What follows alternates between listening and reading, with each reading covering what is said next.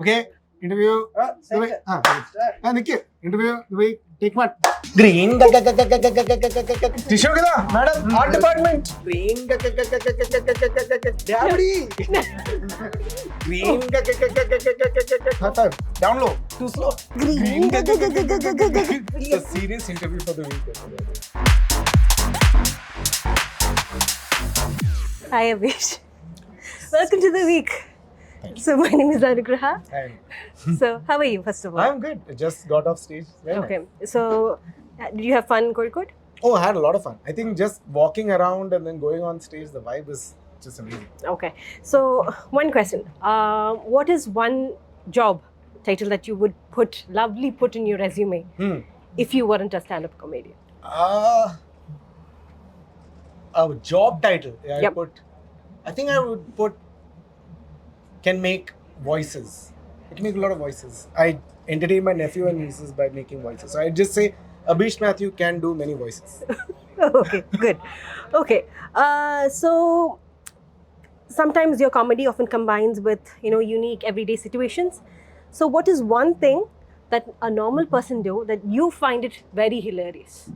Comedy is about finding the humor in the simplicity.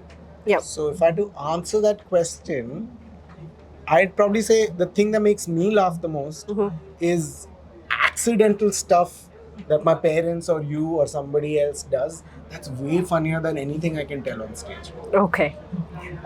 Next question. Comedy sometimes involves making light of tough topics. So what has been, when you had a challenging time, what has made you get through that?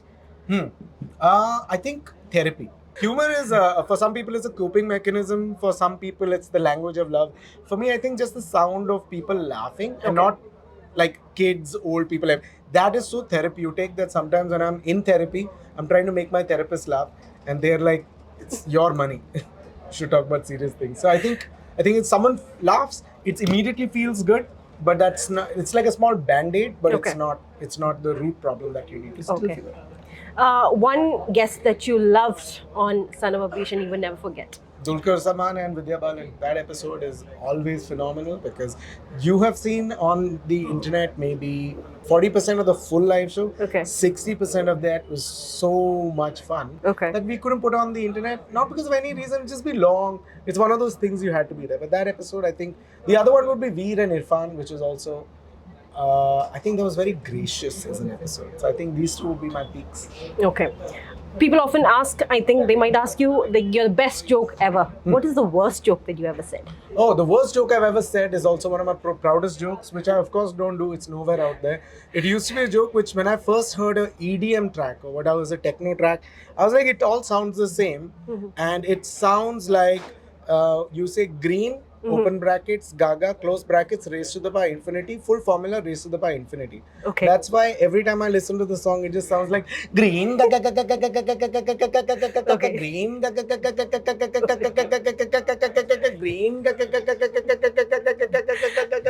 green,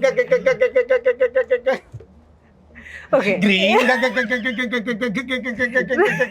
green,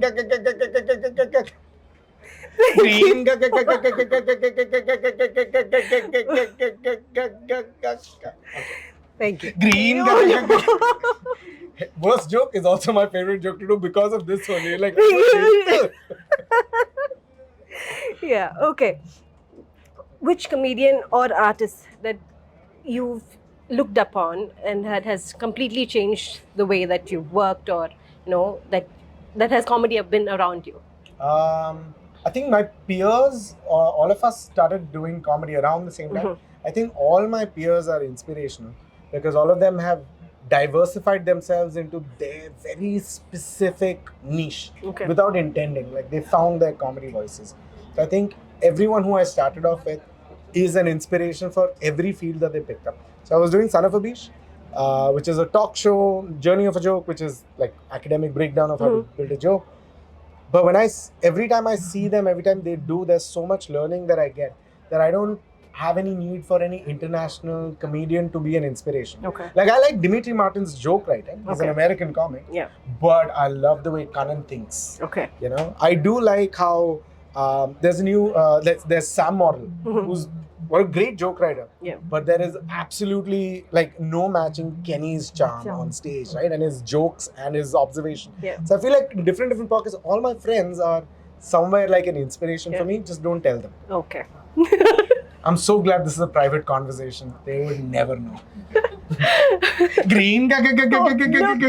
See, oh no. This is what happens. This is what happens. Okay, one last question. So, what is much more harder? To be a stand-up comedian, to be your own show, your producer, or a talk show host? What is the most difficult that you found in among all of these 3 or 4? I think going on stage alone and performing is scary, but at the same time, you feel so good. Okay. But I think because I'm so used to working with a group of people, right from a cinematographer to a director to a writing crew to a production to spot to guest coordinator, I think the joy of teamwork is so good because everyone has stories to tell. Okay. So as much as I love doing stand-up and it's like, you know, my ego is massaged and I feel great, but building a show with a group of people that I've done consistently, there's no matching that. Like this is great, but that is unbelievable. So that's it. Green. You knew it was coming. You knew it was coming. But before you said thank you very much. It's a serious interview for the week, okay, by the way. So thank you so much, Abish. It was wonderful talking to you. Lovely talking to you as well. And all the best. Thank you very much. I will see you. High five. Down low. Too slow. Thank you. And Abish interview take and clap.